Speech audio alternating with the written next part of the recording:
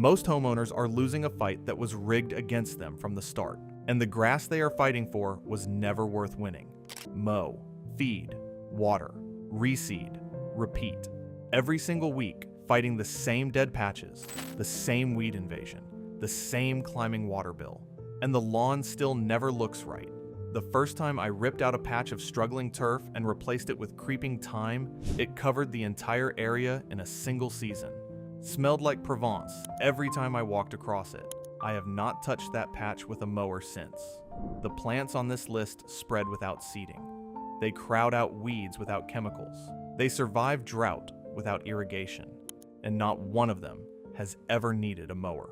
20 of them today, ranked from useful to genuinely life-changing. Number 7 actually grows faster every time you step on it, and there is a chamomile lawn at Buckingham Palace that has been proving this for over 400 years. And number 1 feeds wildlife, fixes its own nitrogen, and outlasts every grass variety ever developed. The lawn industry spent decades convincing you it was a weed. If you want a lawn that works for you instead of against you, subscribe now before we start. This list only gets more surprising from here. Number 20, creeping thyme, the fragrant lawn that feeds bees and smells like a Mediterranean hillside. Here is something most gardeners never consider. The ground beneath your feet could smell like Provence every time you walk across it. Creeping thyme has been carpeting rocky Mediterranean hillsides for thousands of years. Benedictine monks in 9th century Italy planted it between the stone pavers of their monastery courtyards because foot traffic released the oils and filled the cloister with fragrance. They were not just growing a herb, they were building an experience into the ground itself. In poor soil, in dry cracks where grass dies within a season, creeping thyme thrives. It spreads laterally without help, rooting as it goes, choking out weeds by sheer density. It flowers in midsummer in a carpet of tiny pink and purple blooms that cover it completely. Bees visit a thyme lawn in numbers a grass lawn never attracts. Thyme evolved on thin, rocky, nutrient-poor soils. Your neglected lawn edge is practically luxury accommodation by comparison. No feeding, no irrigation once established. It simply expands, quietly and consistently. It disappeared from mainstream lawns because a ground cover that spreads itself and never needs replacing is a poor business model. That is not the plant's failure. Think of it as a lawn that works for your garden instead of making you work for it. The things that require the least from us are often the ones most perfectly suited to where they are. Number 19, white clover, the living fertilizer that feeds your lawn while it covers it. Here is what grass cannot do. Feed itself. White clover has been growing across European meadows and pastures for thousands of years. Celtic farmers in pre-Roman Britain recognized it as a soil builder long before any scientist explained why. Medieval peasants let it spread through their fields deliberately. It was not a weed to them. It was free fertilizer. Here is the science behind that wisdom. Clover fixes atmospheric nitrogen through rhizobium bacteria living in nodules on its roots, pumping that nitrogen directly into the surrounding soil. It is essentially a fertilizer factory that spreads itself across your lawn for free. Every patch of clover is quietly feeding the plants around it. It tolerates foot traffic, poor soil, and drought better than any grass variety on the market. It stays green through dry summers when every lawn on the street turns brown. It flowers continuously from late spring through autumn, feeding bees and pollinators that grass lawns completely ignore. It disappeared from lawns because in 1951, American herbicide manufacturers included clover on their broadleaf weed killer labels to sell more product. A plant that improves soil and feeds itself is bad for the fertilizer business. That is not the plant's problem. Think of it as a lawn that quietly improves everything around it without asking for anything in return. Some of the most generous things in a garden never ask to be noticed. Number 18, Corsican mint, the tiny ground cover that turns a pathway into a perfume garden. Most people buy mint and watch it take over the wrong places. This one takes over exactly the right ones.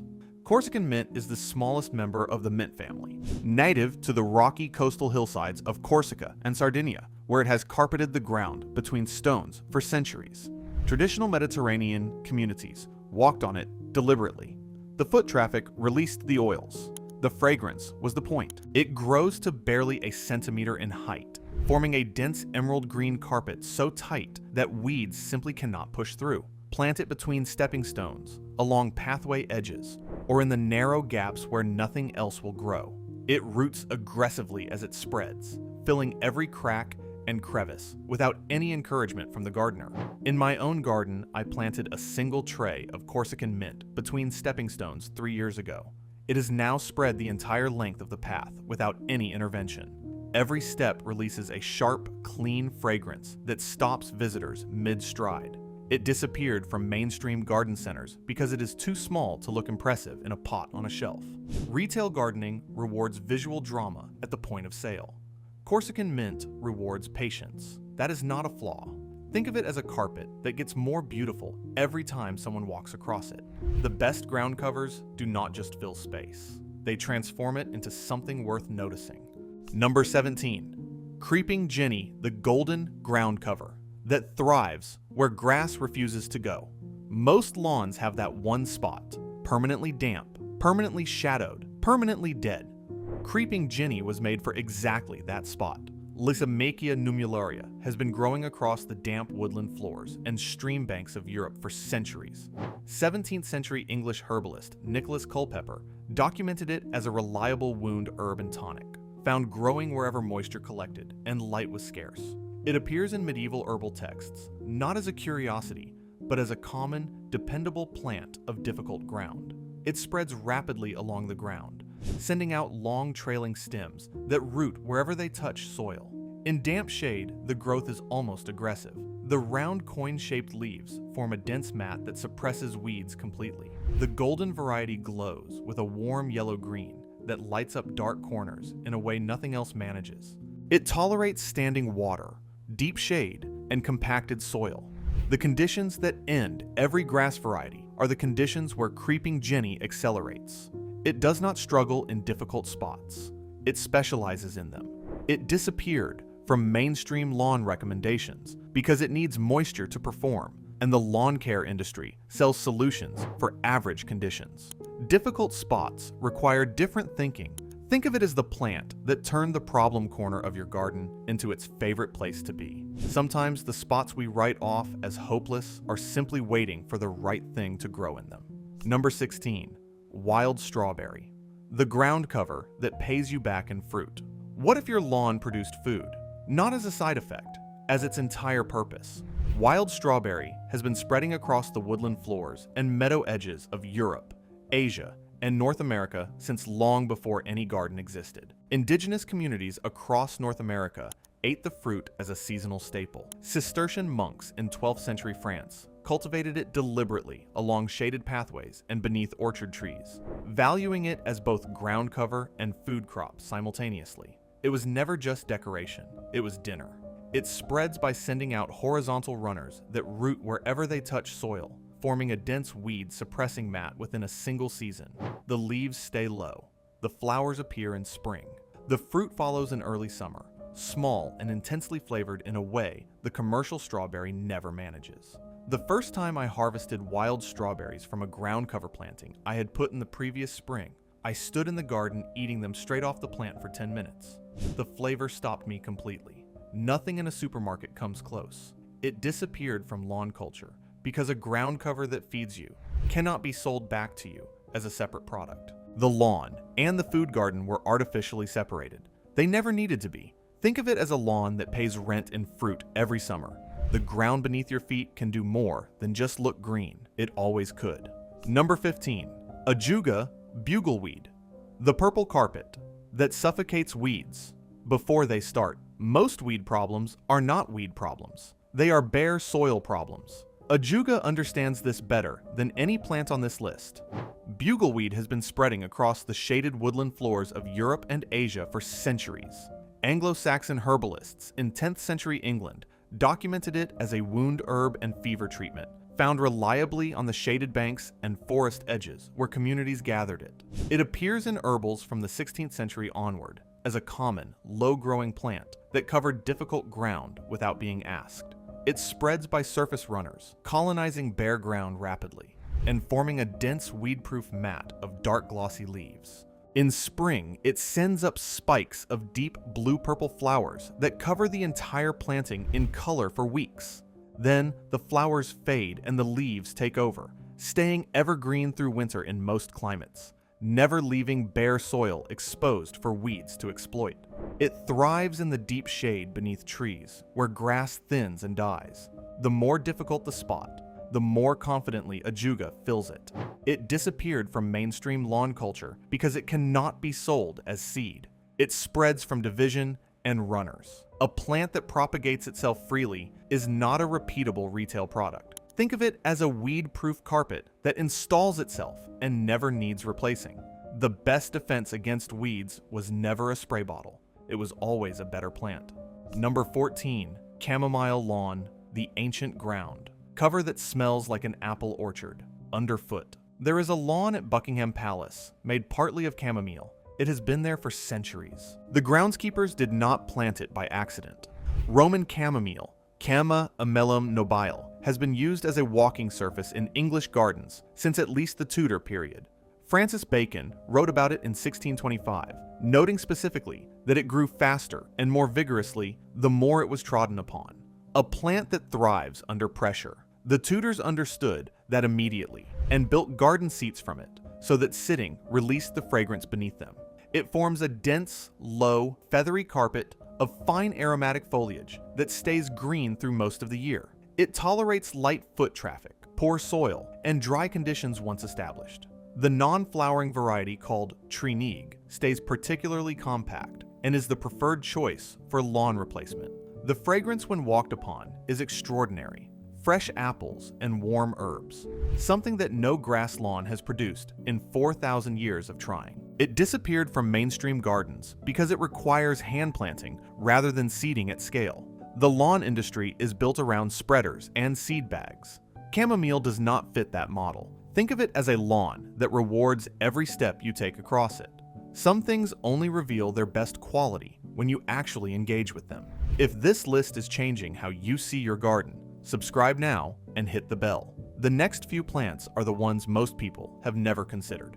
Number 13, moss, the zero-input ground cover. That ancient gardens built entire philosophies. Around before you pull it up, hear this. Moss is not a sign that your lawn is failing. It is a sign that something better is trying to move in. Japanese Zen garden tradition has cultivated moss as a primary ground cover for over 1,000 years. The temple gardens of Saihoji in Kyoto, established in the 14th century and known today simply as the Moss Garden, are carpeted entirely in over 120 species of moss, maintained not with chemicals or machinery, but with patience and occasional hand weeding. It was never a weed to them, it was the destination. Moss requires no soil preparation, no feeding, no mowing, and no watering once established in a suitable spot. It simply grows where conditions suit it and refuses to grow where they do not. That honesty is one of its most underrated qualities.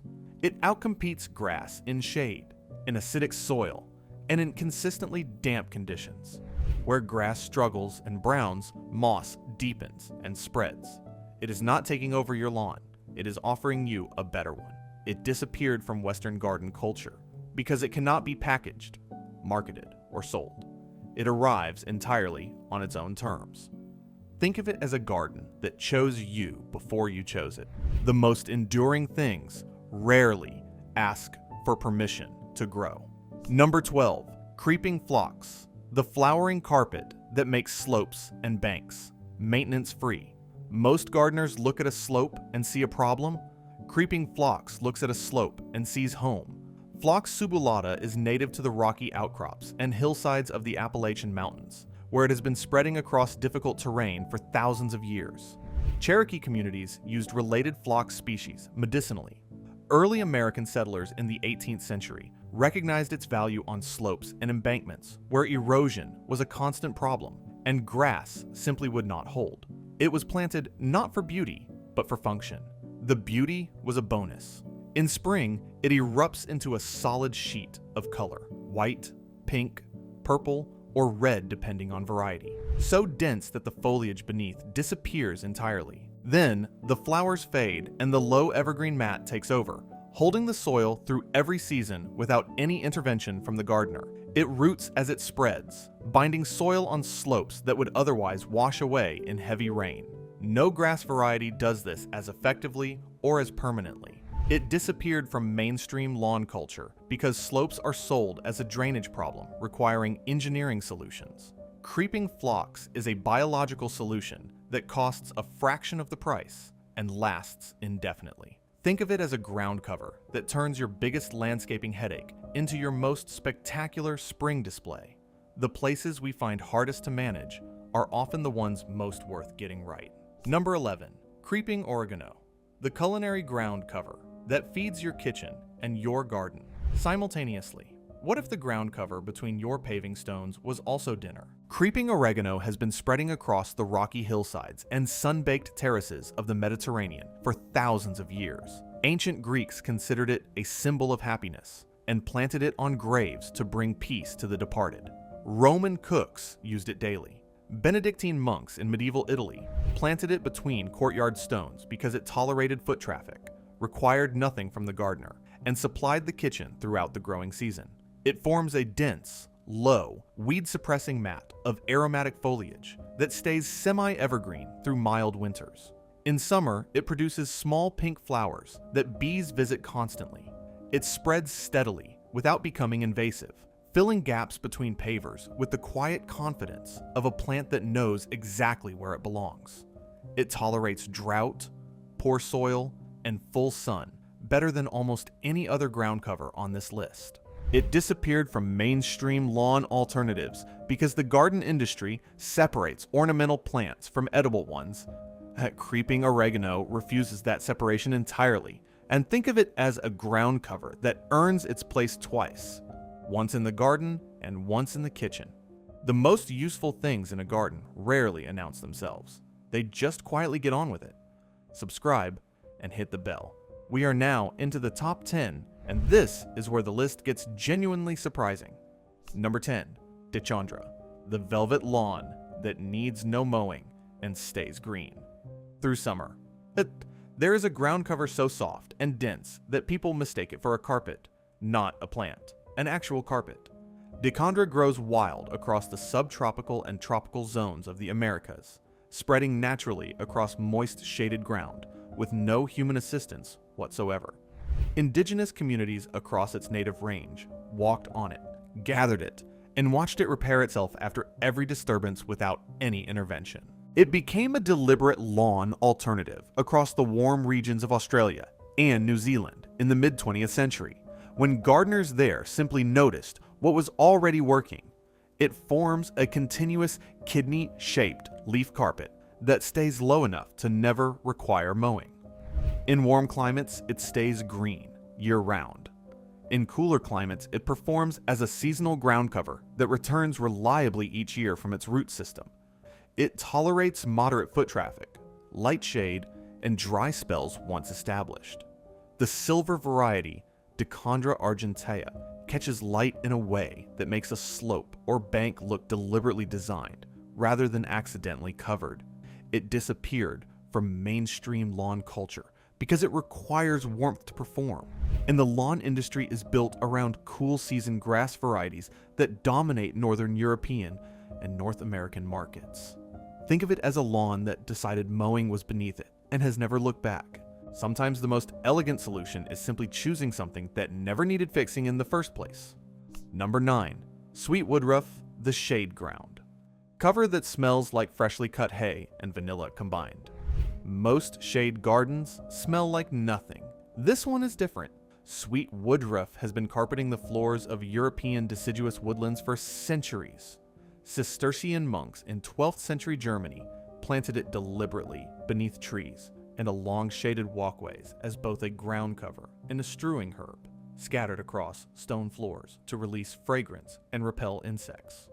German folk tradition steeped it in Rhenish wine every spring to make my bowl, a traditional May Day drink still made in the Rhine Valley today. It spreads rapidly in deep shade, forming a delicate whorled leaf carpet that grass could never produce in those conditions. In late spring, it covers itself in tiny white star-shaped flowers. The fragrance intensifies when the leaves are dried. Fresh cut hay, vanilla, and something faintly sweet and green. A scent unlike anything else in the garden. It disappeared from mainstream ground cover recommendations because it requires shade to perform well, and the lawn industry has no product for deep shade. That is not woodruff's limitation. It is the industry's. Think of it as a carpet that perfumes the air every time the breeze moves through it. The most overlooked corners of a garden are often the ones with the most to offer. Number 8. Sedum, stone crop, the succulent ground. Cover that thrives on pure neglect. Here is the plant for the gardener who forgets to water, on purpose. Sedum has been growing across the rocky outcrops, walls, and dry hillsides of Europe and Asia for thousands of years. Roman physician Dioscorides documented multiple sedum species in the 1st century for their wound-healing properties, noting they grew in the driest, most inhospitable places where almost nothing else survived. Communities did not cultivate it. They simply let it grow where it appeared and appreciated what it did. It spreads across bare rock, dry gravel, and compacted poor soil with total indifference to conditions that kill every other ground cover. No irrigation, no feeding, no attention of any kind. In late summer, it produces flat-topped flower clusters in pink, red, and white that cover the plant completely and feed pollinators through the gap between summer and autumn bloomers. It disappeared from lawn culture because it requires dry, poor conditions to perform, and the lawn industry sells fertility and irrigation as the solution to every problem. Sedum is proof that the opposite approach works better in the right spot. Think of it as a ground cover that gets stronger every time you ignore it. Some plants do not need your help, they need your trust. Number 7.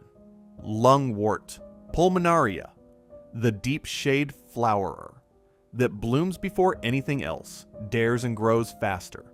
Every time you step on it, most ground covers wait for spring to settle in before they do anything. Lungwort does not wait for anyone. Pulmonaria has been growing across the shaded woodland floors of Europe for centuries. Hildegard of Bingen, the 12th century German abbess and herbalist, documented it in her medical writings as a treatment for lung complaints. The silver-spotted leaves resembling diseased lung tissue under the doctrine of signatures. Monastery gardens across northern Europe planted it in their deepest shade, beneath trees and against north-facing walls, because nothing else would grow there, and bare soil was never acceptable. In late winter, before the last frost has finished, lungwort produces clusters of pink and blue flowers simultaneously on the same plant. That biological quirk makes it one of the most visually striking early bloomers in any garden. Then the large silver-spotted leaves spread outward, forming a dense, weed-suppressing carpet that holds through the entire season. It thrives in conditions that defeat every grass variety: deep shade, damp soil, root competition from large trees. It disappeared from mainstream recommendations because deep shade gardening has never been commercially prioritized. A plant that solves the hardest problem in the garden is not useful if the industry never built a market around that problem. Think of it as the ground cover that shows up early, works in the dark, and never complains about the conditions. The most reliable things rarely need ideal circumstances to deliver. Number 6. Creeping rosemary, the aromatic slope cover that turns a problem bank into a herb garden. Most people grow rosemary as a bush. Almost nobody grows it as a lawn. Creeping rosemary has been trailing across the sun-baked coastal cliffs and rocky slopes of the Mediterranean for thousands of years. Ancient Greek physicians, including Dioscorides, documented it as a plant of walls, banks, and dry, exposed cliffsides where nothing more delicate could survive. It appears in the 9th century Capitulate de Villis, the decree issued by Charlemagne, ordering that rosemary be grown in every royal estate garden across the Frankish Empire. It was never confined to a pot. It belonged to the landscape. The prostrate form spreads horizontally rather than upward, cascading over walls, covering banks, and filling dry sunny slopes with a dense weed-proof mat of needle-like aromatic foliage. In winter and early spring, it covers itself in small blue flowers that bees visit weeks before most other plants have woken up. It tolerates drought, salt wind, poor soil, and steep slopes that defeat every grass variety. Once established, it asks for nothing and produces a continuous harvest of culinary rosemary across the entire growing season. It disappeared from ground cover recommendations because the herb industry sells rosemary as a kitchen plant. The landscape industry never claimed it. Think of it as a slope solution that pays your kitchen back every time you cook. The most practical plants are often hiding in plain sight, labeled as something else entirely. Number 5. Mprotia Blue Star Creeper, the flowering microlawn that blooms all summer. Without being asked, most ground covers flower once and spend the rest of the season just being green. Mprotia did not get that memo.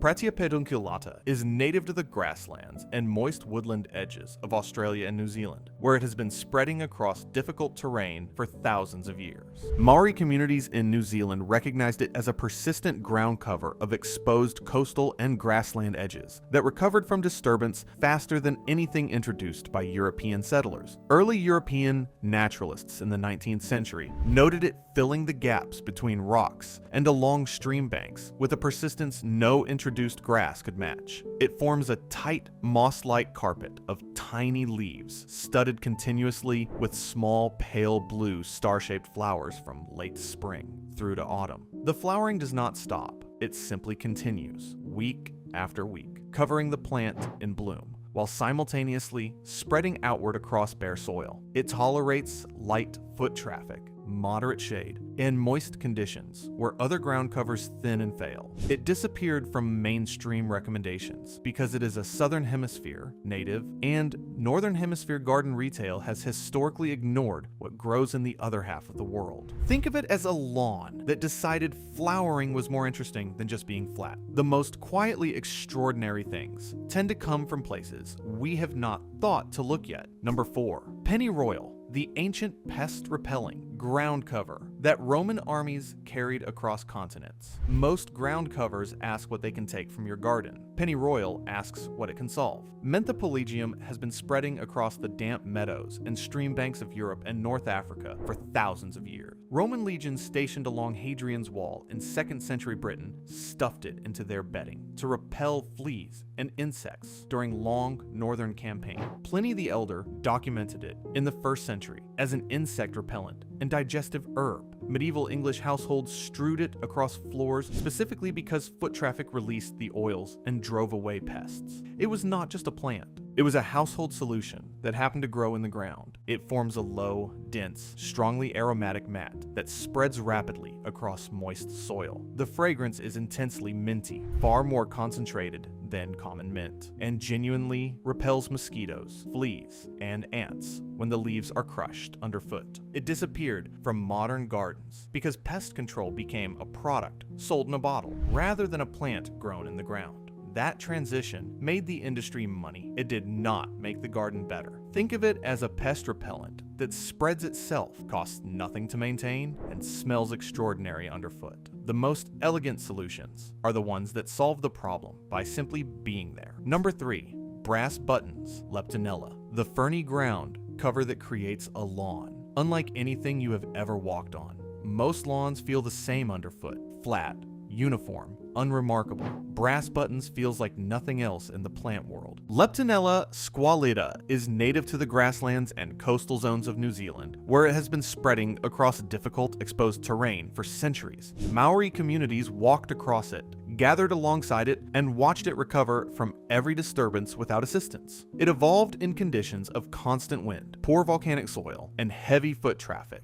Difficult conditions were not the exception for this plant. They were the baseline. It forms an extraordinarily dense, ferny carpet of bronze-green foliage that stays no taller than a few centimeters, regardless of how long it is left uncut. The texture underfoot is soft and slightly springy in a way that no grass variety replicates. In spring, it produces small brass-colored button flowers across the entire surface, which is exactly where the name comes from. It tolerates full sun, partial shade, drought once established, and regular foot traffic without thinning or browning. It disappeared from mainstream lawn recommendations because it is native to the southern hemisphere, and the northern European lawn industry never had reason to look that far for alternatives. Think of it as a lawn that evolution already perfected before anyone thought to improve it. The most refined things often come from the most overlooked places. Number 2. Epimedium, barrenwort, the indestructible ground, cover that thrives where everything else surrenders. Most gardeners have a spot where nothing survives. Dry shade under a large tree, compacted root-filled soil that defeats every planting attempt. Epimedium was made for exactly that spot, and nothing else comes close. Epimedium has been cultivated across the woodland floors of China and Japan for over 2,000 years. Tang Dynasty physicians in 7th century China documented it as a kidney tonic and restorative herb found growing in the deep shade of mountain forest floors where no other useful plant survived. It appears in classical Chinese botanical texts as a plant of difficult terrain, deliberately sought out for its reliability in the places where everything else had already failed. It forms a dense, low, weed-suppressing carpet of heart-shaped leaves that emerge bronze in spring, turn green through summer, and flush red and copper in autumn. It is evergreen in mild winters, semi-evergreen in cold ones. It never fully disappears. In spring, it produces delicate flowers in yellow, white, pink, or purple depending on variety, hovering above the foliage like small falling stars. It tolerates dry shade, root competition, drought, and neglect with complete indifference to all of them.